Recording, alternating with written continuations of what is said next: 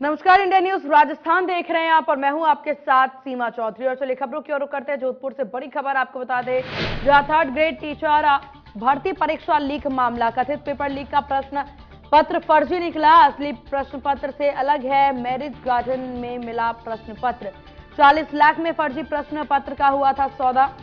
वही सुरेश थोड़ी ने 10 लाख में खरीदा था ये पेपर। 30 परीक्षार्थियों को जोधपुर के बनाट इलाके से किया गया गिरफ्तार। पुलिस ने 37 लोगों को मामले में किया है नामजद। तो बड़ी खबर आपको बता दें, जहां कथित पेपर लीक का प्रश्न पत्र फर्जी निकला है। तो 3rd ग्रेड टीचर भर्ती परीक्षा को लेकर के इस वक्त की बड़ी खबर आपको बता दें, तो 3rd ग्रेड टीचर भर्ती परीक्षा लीक का मामला सामने आया। आई है सामने, जो सिर्फ पैसे जो थे वो आगे दिए गए हैं, पैसे वो पेपर खरीदने के लिए। अभी तक अभ्यर्थी से, जो प्राथमिक जांच में अभ्यर्थी से कोई पैसे लेना देना अभी सामने नहीं आया था, लेकिन उनकी बात पूरी कितने पैसों में उनके साथ सौदा किया गया है वो निश्चित हो चुका है। अलग अलग जैसे थे रेट्स, उसमें किसी से 3 लाख, किसी से 15 लाख, तो इतना रेट वेरी कर रहा था। कोई जैसे अगर 2 जन इकट्ठे थे तो उनसे सीधा 15 लाख का सौदा हुआ था। 10 लाख रुपए दिए गए थे। पेपर का मिलान नहीं हुआ। पेपर का नहीं, देखिएगा, पेपर का मिलान नहीं हुआ। पेपर बिल्कुल फेक था। लेकिन जो पूरे हमारे पास परिस्थितिजनक साक्ष्य है, वो इस बात को पॉइंट आउट करते हैं कि सभी ने षड्यंत्र रचा है पेपर का प्रकटन का। तो इसीलिए इसमें हमने राजस्थान परीक्षा अधिनियम की धाराओं को जोड़ा। जो अभी हमारे सामने जो भी आई है सूचना, उसके हिसाब से कोई प्रवीण बिश्नोई है, साचोर राजस्थान का, जिसको नामजद किया गया। उसी से इनका सौदा हुआ था और उसी ने पेपर उसको व्हाट्सएप पर पैसे लेकर व्हाट्सएप।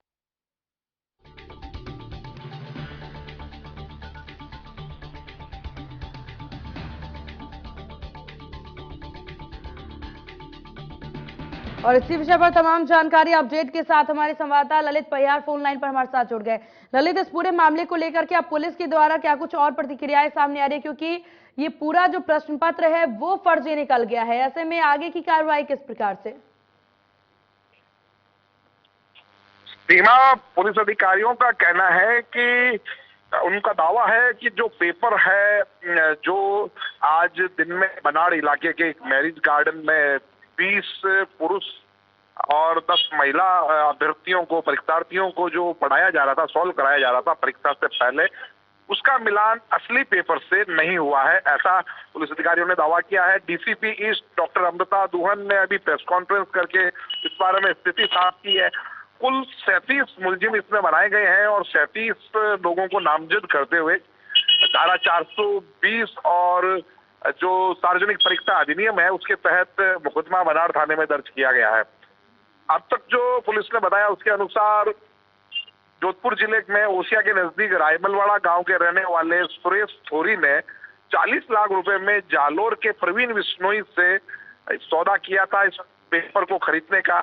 10 लाख रुपए उसने दे भी दिए थे, पेमेंट भी हो गया। 30 लाख रुपए अभी देने हैं और उससे सुरेश थोरी पेपर जो लाया, जो कि पुलिस का दावा है कि असली नहीं है, उसका मिलान नहीं हुआ है, उस पेपर को आगे 5-5 लाख या जैसा भी उनको आगे अभ्यर्थियों से पैसे मिले वो आगे उन्होंने बेचा। और इसमें से ऐसा माना जा रहा है कि ये 30 लोग जो थे, जो एक मैरिज गार्डन में इनको इकट्ठा करके और इनको वो पेपर सॉल्व करवाया जा रहा था, उसके उत्तर सारे जो है वहाँ उनको बताए जा रहे थे। उसी समय पुलिस ने छापा मारा है। पुलिस का दावा है कि ये पेपर असली पेपर नहीं है, इसमें एक भी प्रश्न का मिलान नहीं हुआ, फर्जी प्रश्न पत्र खरीदा गया और आगे बेचा गया। हालांकि पुलिस ने मुकदमा दर्ज कर लिया है। 37 लोगों में से ज्यादातर इनके पास कस्टडी में है। 30 जो पुलिस अभ्यर्थी है, जो परीक्षार्थी है, उनको पुलिस कस्टडी में ही परीक्षा देने के लिए भेजा गया था और उनको परीक्षा दिलाने के बाद पुलिस वापस अपनी कस्टडी में ले आई। और उसके अलावा जो सुरेश थोरी रायमलवाड़ा निवासी जो 40 लाख रुपए में सौदा करके पेपर लाया था, उसे भी पकड़ लिया गया है संभवतः कुछ देर में। लेकिन ललित देखिए, गिरफ्तारी लगातार यहाँ पर हो रही है। इन गिरफ्तारियों में से जो भी गिरफ्तार या आरोपी है, जितने भी ये 30 परीक्षार्थी हैं जिनको गिरफ्तार किया गया है, इनसे पूछताछ में क्या कुछ वो चीजें सामने आई है। और सबसे बड़ी बात ये कि ये जो अफवाह उड़ाया जा रहा है पेपर लीक मामले को लेकर के, ऐसे में अवेयरनेस की सबसे ज्यादा जरूरत होती है कि ऐसे अफवाहों पर ध्यान ना दिया जाए। उसके लिए पुलिस क्या करती हुई नजर आ रही है? जी बिल्कुल, प्रेस कॉन्फ्रेंस में जो डीसीपी ईस्ट हैं अमृता दुहन, उन्होंने अपील की है कि ये 30 लोगों ने पैसे भी दिए हैं और उसके बाद में उनको असली पेपर नहीं मिला, पुलिस केस में भी ये फंसे हैं। तो इस तरह से इनका कैरियर भी खराब हुआ, पैसे भी खराब हुए, भविष्य भी इनका खराब होने की पूरी आशंका है। तो ऐसे में अपनी जो मेहनत है, परीक्षा की तैयारी है, उसी पर ध्यान दें परीक्षार्थी और पेपर खरीदने में और इस तरह के चक्करों में नहीं फंसे। ये एक अपराध भी है और उससे उनका कैरियर भी खराब होता है। दूसरी परीक्षाएं देने से भी वंचित रह जाएंगे जब पुलिस का मामला जब इनके खिलाफ पेंडिंग रहेगा, जब तक ये दूसरी नौकरी में भी कहीं नहीं जा पाएंगे। तो इस तरह से ये एक अवेयरनेस की जरूरत तो है। जिस तरह से राजस्थान में पिछले सालों में पेपर लीक हुए और आज जो पेपर लीक का मामला एक बनते बनते रह गया, हालांकि पुलिस की जागरूकता के कारण इसमें पकड़ लिया गया उन लोगों को और जो है असली पेपर से उसका मिलान नहीं हुआ, ये बहुत अच्छा संकेत है। सीमा, बिल्कुल साफ तौर पर अगर इस तरह से पेपर लीक नहीं हुआ है तो ये एक अच्छी बात है, क्योंकि किसी की मेहनत यहाँ पर खराब नहीं हुई है। लेकिन पूर्णतः सवाल यहाँ पर यह भी खड़ा हो जाता है कि अफवाह तो फिर भी फैलाया जा रहा है और 40 लाख, देखिए इस नकली पेपर को लेकर के 40 लाख रुपए तक की रकम जो है ये वसूली गई है और 15-15 लाख में इस तरीके से लोगों ने पैसे दिए हैं। तो ये सबसे बड़ी बात है कि ये सबसे बड़ा चैलेंज माना जा सकता है पुलिस के लिए और प्रशासन के लिए कि किस प्रकार से अब इस तरह की अफवाहों पर काबू पाया जा सके।